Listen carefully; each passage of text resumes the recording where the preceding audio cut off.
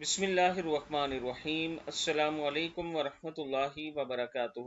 عابد راجہ channel کی طرف سے آج میں اپنے چاہنے والوں کے لیے ایک بہت ہی خاص عمل لایا ہوں۔ فجر کی نماز کے بعد پڑھیں۔ جسے غم اور افکار گھیر لے اسے چاہیے کہ نماز فجر کے بعد یہ عمل کرے: استغفر اللہ ربی و اتوب الیہ ان ربی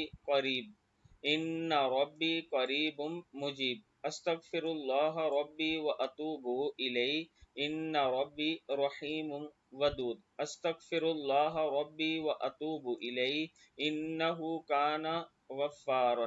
اللہم اغفر لی انک ارحم الراحمین۔ ربی انی عملت سوءا او ظلمت نفسی فاغفر لی انہ لا یغفر الذنوب الا انت۔